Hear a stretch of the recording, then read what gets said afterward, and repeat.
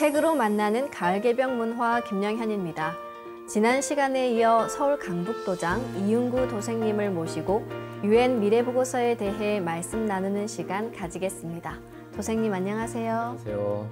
네, 지난 시간에 조만간 인류가 맞이하게 될 미래 모습에 대해 간략하게 알아봤는데요.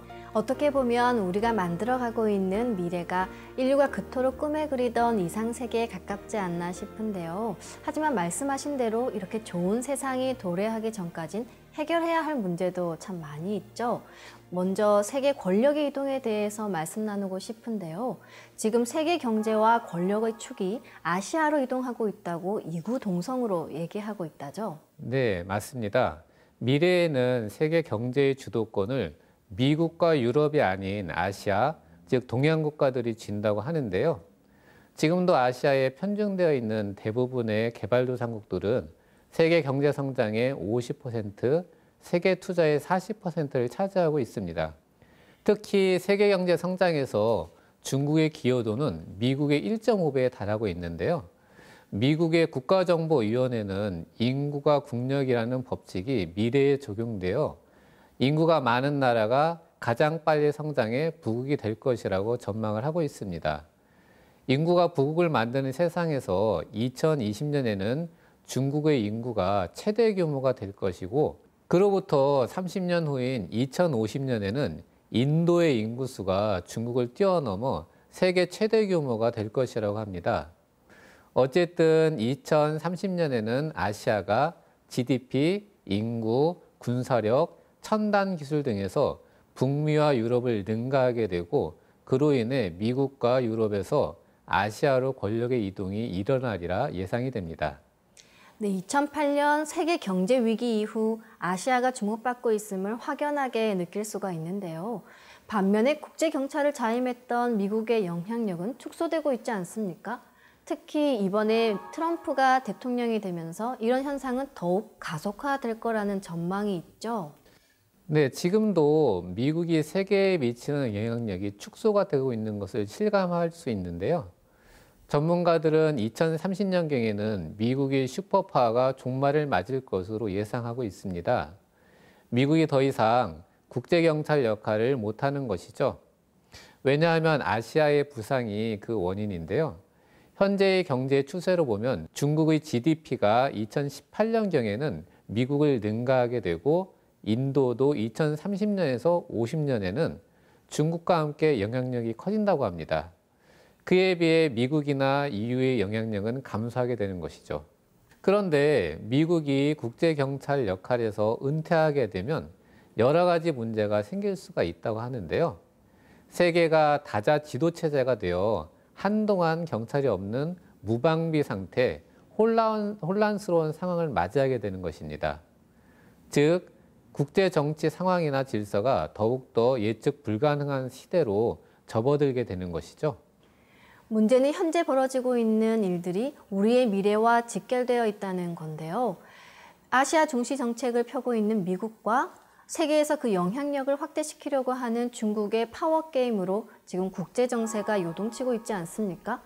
앞으로 중국은 어떻게 될 거라고 전망을 하고 있나요? 네, 중국의 미래는 현재 세계 정세의 가장 중요한 요인 중에 하나죠. 중국의 미래를 예측하기 위해서는 현재 중국의 상황을 주의 깊게 봐야 하는데요. 현재 중국의 경제 성장은 세계 어느 나라보다도 앞서고 있습니다. 그러나 중국의 경제 성장으로 인한 산업 발전은 여러 가지 이유로 최악의 시기로 다가가고 있는데요. 우선 산업화로 인해 발생한 기후변화와 생태계의 파괴로 심각한 환경 위협에 직면해 있죠. 그리고 만약 중국이 어떤 이유에서든지 산업 발전을 지속하지 못할 경우에 중국 시장의 소멸은 주변국에게 아주 엄청난 영향을 줄 수가 있습니다. 또한 산업화로 인한 중산층의 증가는 반드시 중산층에 속한 개개인의 자유 추구로 이어지게 되는데요. 이로 인해 중국의 유일한 정당인 공산당의 권력이 약화될 수가 있는 것이죠. 그래서 중국의 지도자들이 그 대안으로 민족주의와 제국주의를 이용하기 시작한 것입니다. 민족주의와 제국주의를 전략적으로 이용하여 국민들을 억누르고 산업화로 인한 여러 가지 문제를 봉합하고 있는 것이죠. 중국의 민족주의는 21세기 세계 정치에서 가장 중요한 변수인데요. 중국의 강한 민족주의와 제국주의가 국민들을 억압함으로써 결국 국민들과의 충돌로 중국의 붕괴를 초래하거나 과거 소련 연방이 공중분해됐던 것처럼 중국 역시 여러 나라로 나뉠 수가 있다고 합니다. 만약 그렇지 않을 경우 중국의 민족주의는 국제적으로 미국과 충돌할 가능성이 높고 이것은 결국 동아시아를 치열한 전쟁터로 변하게 하여 제3차 세계대전을 방불케 하는 혼란이 올 수도 있다고 경고하고 있습니다. 중국의 미래가 밝지만은 않네요. 그렇다면 인류의 미래는 어떨까요? 네, 분명 중국은 갈림길에 서 있습니다. 또한 인류의 문명도 역시 갈림길에 와 있는데요. 그래서 앞으로 중국의 미래와 인류의 미래는 어떻게 될 것인지 궁금할 수밖에 없습니다. 이는 1901년부터 다가올 인류 역사를 설계해 놓으신 상제님의 천지공사를 통해 확인하실 수 있습니다. 아침에 본 것, 저녁에 본 것 다르고 날마다 해마다 달라지리니 이제 세상이 다 가르치느니라 하신 상제님 말씀처럼 지금 세상은 수많은 일들이 시시각각으로 벌어지고 있는데요. 인류의 생존을 위협하는 기후변화도 그중 하나죠. 네, 그렇습니다. 미래에 인류의 생존을 위협하는 가장 큰 문제는 기후변화인데요. 지금 세계는 과연 지속적인 경제 발전과 기후변화의 저지를 동시에 해결할 수 있는지가 초미의 관심사로 대두가 되고 있습니다. 기후변화를 잠시 살펴보면 온난화의 지표라고 할 수 있는 대기 중의 이산화탄소량이 꾸준히 상승을 하고 있습니다. 그래서인지 세계 평균 기온이 상승하고 있는데요.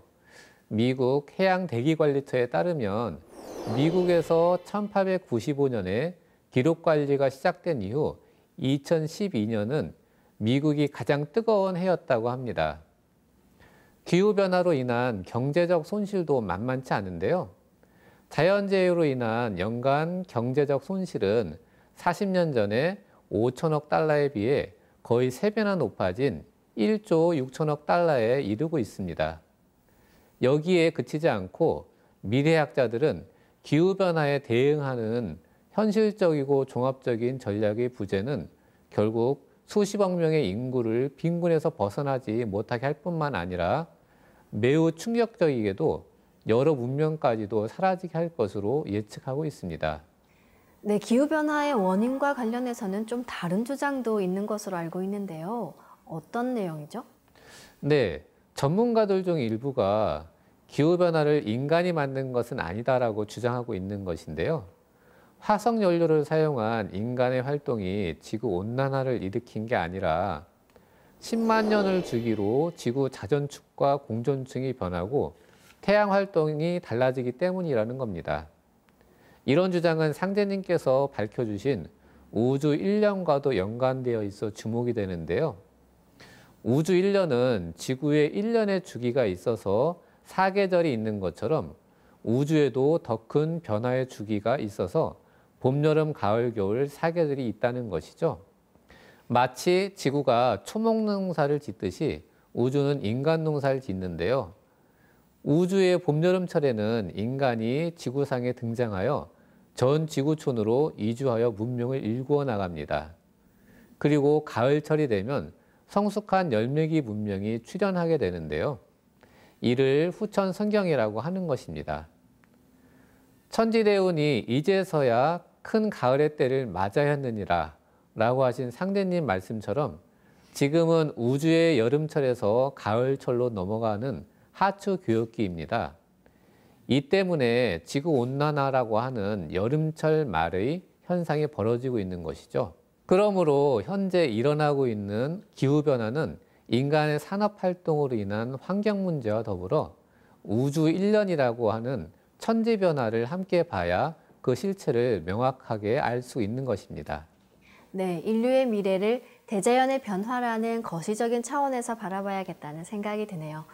이 책에서는 기후변화 외에도 생존에 직접적인 영향을 미치는 수자원에 대해서도 다루고 있는 것으로 알고 있는데요. 20세기는 국가 간 분쟁의 주요 원인이 석유에 있었다면 21세기는 물 분쟁의 시대가 될 것으로 예측하고 있죠. 네, 그렇습니다. 수자원의 문제도 정말 심각한데요. 전 세계적으로 물 사용량은 지난 50년 동안 3배가 늘어났고 2030년까지 지금보다 40% 증가하게 될 것으로 예측하고 있습니다. 그러나 기후변화 등으로 인해 물 공급량이 세계적으로 감소하고 있죠. 더욱이 기후변화의 결과로 해수면이 상승할 경우 세계 해안에 인접한 담수의 20%가 사라지게 된다고 합니다. 지금과 같은 흐름이라면 30년 후에는 20억 명의 인구가 추가로 물 부족을 겪게 될 것이고 2050년에는 물 부족을 겪는 인구가 수십억 명으로 늘어날 수 있습니다. 그래서 증가하는 물 수요에 대비한 정책 변화가 필요한데요. 앞으로는 깨끗한 물을 확보하는 것이 각종 개발 및 기후변화 전략의 핵심이 될 것이라고 합니다. 요즘 기후변화로 인해 해수면이 상승하면서 저지대의 섬나라의 주민들은 이주를 서두르는 곳이 많이 있는 것으로 알고 있는데요. 생존에 필수적인 담수가 20%나 줄어든다면 그야말로 재앙 아니겠습니까? 이렇게 깨끗한 물을 구할 수 없을 때 제일 먼저 발생하는 것이 전염병이죠. 네, 인류의 건강 상태가 지속적으로 향상되고 전염성 질병의 발병률과 사망률이 감소하고 있는 반면에 국제화 시대를 맞이해 신종 질병이 전 세계적으로 창궐할 수 있다는 경고가 꾸준히 나오고 있는데요. 예를 들면 에이즈를 보더라도 지금도 3,400만 명이 에이즈에 감염되었지만 그들의 약 60%가 자신의 감염을 인지하지 못하고 있는 실정이라고 합니다. 동부 유럽과 중앙아시아에서는 에이즈 환자의 수가 2001년부터 2010년에 250%나 증가했고요. 실제로 지난 40년간 거의 매년 새로운 전염병이 발견되고 있는데요. 이 중에 20종의 질병은 약의 내성을 가지고 있다고 하고요. 또 과거의 전통적인 질병인 콜레라, 댕기열, 수막염 등도 다시 발생하고 있습니다. 특히 심각한 것은 최근에 대부분의 약이 내성을 지닌 슈퍼박테리아가 발생한 것인데요. 아직 항생제가 개발되지 않은 상태로 세계 곳곳에서 발견되고 있는 실정입니다. 이제 전에 없던 별놈의 병이 느닷없이 생기느니라 하신 상제님 말씀처럼 전에 없던 신종 질병들이 많이 발생하고 있는데요. 2002년 사스가 발생했을 때도 전문가들이 장차 이름 모를 괴질이 더욱 확산될 것이라고 경고했었던 일도 있었죠. 네, 그렇습니다. 세계보건기구 그레고리 하펠 대변인도 분명한 것은 앞으로 새로운 대유행 바이러스가 나타나는 것이라고 했는데요. 잘 알다시피 20세기와 21세기에 걸쳐 지구촌에는 수많은 전염병이 등장해 인류 문화에 전 영향을 뒤흔들었습니다. 전문가들은 2009년 지구촌을 강타한 신종플루에 대해서도 더욱 강력한 변종이 반드시 일어날 거라는 최악의 시나리오를 끊임없이 경고하고 있고요. 하지만 이 같은 전염병은 앞으로 일어날 질병 대란에 비하면 소곡에 불과하다고 할 수 있는데요. 상대님께서는 앞으로 시두가 없다가 때가 되면 대발할 참이니 만일 시두가 대발하거든 병겁이 날 줄 알아라 라고 하셨는데요. 시두와 질병 대란에 대해서도 도정과 증산도의 진리, 개별 실제 상황 등 진리서적을 통해 더 자세히 아실 수가 있습니다. 그리고 상대님과 태모님은 내가 이 세상 모든 약기운을 태울주에 붙여놓았느니라. 약은 곧 태울주니라. 시두에 때를 당하면 태울주를 읽어야 살 수 있느니라 라고 하시면서 인류 구원의 법방인 태울주를 내려주셨습니다. 이에 대해서도 진리서적을 통해 더 자세한 내용을 알아보시기 바랍니다. 네, 새벽이 오기 전이 가장 어둡다고 하죠. 거시적인 안목에서 현재를 파악하고 미래를 준비해야겠습니다. 인류가 겪고 있고 앞으로 겪어야 할 수많은 변화에 대해 같이 말씀 나누고 있는데요. 이렇게 변화막측한 미래에 대비하기 위해서는 지금의 사회 시스템이나 가치관의 일대 전환이 필요하지 않을까요? 네, 그렇습니다. 이 책에서는 2008년의 금융위기를 예로 들면서 경제와 윤리의 상호 의존성을 명백히 보여주었다고 적고 있습니다. 세계적인 금융 붕괴를 막기 위해 임시 방편으로 해결책을 내놓아서 끔찍한 경기 침체는 막았지만 더 근원적이라고 할 수 있는 윤리적인 문제는 아직 해결되고 있지 못한다는 것이죠. 그리고 또 한 가지는 과학기술의 변화인데요. 과학기술은 이미 우리가 가지고 있던 윤리적 평가 기준을 뛰어넘을 정도로 빠르게 변화하고 있습니다. 예를 들면 인간을 복제하거나 합성 생물학을 통해 새로운 생명체를 발명하는 것이 윤리적인 것인가? 사회적 문제에 대한 고려 없이 기초과학 연구를 밀고 나가도 되는 것일까? 하는 문제가 대두되고 있는데요. 과학기술의 빠른 발전을 평가할 시간이 부족한 현실을 고려했을 때 이제는 현행 윤리 시스템을 만들어야 할 시점이라고 합니다. 이를 통해 정신적으로 건강하고 도덕적인 사람을 키워내야 한다는 것이죠. 책을 보면 저자들은 오늘날의 글로벌 도전 과제를 해결하기 위해서는 국가, 기관, 종교, 사상적 경계를 넘어 협력할 수 있는 전 세계적인 윤리가 필요하다고 분석하고 있는데요. 사실 인간의 윤리를 다루고 있는 분야가 종교와 철학임에도 불구하고 그 역할을 제대로 하고 있는지 궁금한데요.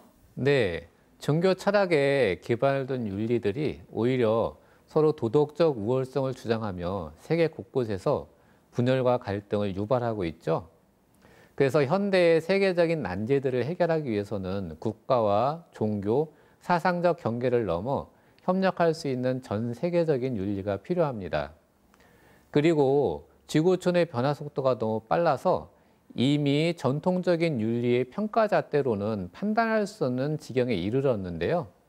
이 때문에 최근 서구에서는 보다 나은 미래 문명을 열기 위해 서양 문명의 바탕 위에 질적으로 전혀 새로운 동양 중심의 영성 문화를 융합하기 위해 활발히 모색을 하고 있습니다. 즉, 물질 문명의 극치에서 그것을 다스릴 새로운 가치를 찾기 위한 몸부림 끝에 영성 문화, 일신 문화, 선문화에 관심을 갖고 그 가능성을 적극 타진하고 있는 것인데요. 인류의 영성 문화와 물질 문명이 조화를 이룬 세상, 상생의 새로운 가치와 윤리로 넘쳐나는 세상이 바로 상제님께서 열어주시는 후천 조화 성경입니다. 이때는 과학과 종교가 하나로 만나며 정치와 종교의 통일이 이루어지게 되는데요. 선천의 투쟁과 반목은 완전히 사라지고 인간의 신성이 온전히 발현되며 화기가 넘쳐 흐르는 상생의 세계입니다. 내 세상은 조화 성경이니 조화로서 다스려 말없이 가르치고 함이 없이 교화되며 내 도는 곧 상생이니 서로 극하는 이치와 죄악이 없는 세상이니라 라고 하신 상제님 말씀 그대로 후천은 한마디로 완성, 통일, 조화의 세계로 인류의 꿈이 지상에 실현되는 성경 세계인 것이죠. 후천은 온갖 변화가 통일로 돌아가느니라 하신 상제님 말씀처럼 앞으로 맞이하게 될 후천은 인류의 문화와 사상이 통일된 조화의 세상이라는 말씀이시네요. 이제 마지막 정리 말씀 부탁드리겠습니다. 네, 상제님께서는 이제 천백개벽을 하리라. 이 세상 이치가 아침 다르고 저녁 다르리라 라고 하셨는데요. 이 말씀처럼 세상은 하루가 다르게 변화하고 있습니다. 그러나 자칫 잘못하다가는 그 변화의 흐름을 타지 못하고 도태될 수가 있는데요. 그래서 현대를 사는 우리 모두는 미래에 대해 관심이 많을 수밖에 없습니다. 미래 예측이 개인과 기업, 나아가서 국가의 흥망성쇠를 좌우하기 때문이죠. 그럼 미래를 예측하고 대비하기 위해서 어떻게 해야 할까요? 그것은 지금 우리가 어느 때에 살고 있는지를 아는 것이 매우 중요합니다. 때를 안다는 것은 단순히 시간을 아는 것 이상의 더 깊은 의미가 있는데요. 예를 들어서 중요한 시험을 보는 수험생이 시계를 보는 이유는 단지 시간이 궁금해서가 아니죠. 지금 문제를 더 풀어야 하는지 아니면 답안지에 체크를 해야 하는지를 판단하기 위함이겠죠. 그리고 1년 농사를 짓는 농부가 달력을 보는 진짜 이유는 날짜가 궁금해서가 아니라 지금 씨를 뿌려야 하는지 추수를 해야 하는지를 알기 위함입니다. 또한 경제인들이 경제수단의 사이클에서 지금이 팽창기인지 수축기인지를 알고자 하는 것은 현재 투자를 해야 하는지의 여부와 투자의 방향을 결정하기 위함이겠죠. 마찬가지로 우리가 우주의 변화에서 어느 때를 살고 있다는 것을 알면 지금 내가 무엇을 해야 하며 어떻게 살아야 하는지를 분명하게 알 수 있을 것입니다. 우리가 살고 있는 이 때는 우주의 가을철이 열리는 후천 가을 개벽기입니다. 따라서 현재 지구촌에서 발생하고 있는 모든 사건들은 가을 천지의 후천 성경을 건설하는 과정에서 일어나고 있는 것입니다. 지금까지 알아봤던 인류의 미래는 상대님 진리를 알 때, 상대님께서 설정하신 천지공사를 바르게 할 때 이 시대의 변화성을 통찰하고 대비할 수 있다는 것을 말씀드리고 싶습니다. 네, 지금까지 이윤구 도생님을 모시고 UN 미래보고서에 대해 말씀 나눠봤는데요. 소중한 시간 함께 해주셔서 감사합니다. 감사합니다. 천하대세를 아는 자에게는 천하의 살 기운이 붙어 있고 천하대세의 어두운 자에게는 천하의 죽을 기운밖에 없느니라. 역사의 거대한 흐름을 알기 위해선 역사의 맥을 파악할 수 있는 안목이 중요하다는 상제님 말씀인데요. 빛과 어둠처럼 위험과 기회가 공존하고 있는 지금, 인류의 미래를 예측하고 대비하고자 하시는 분들께 UN 미래보고서를 보내드립니다.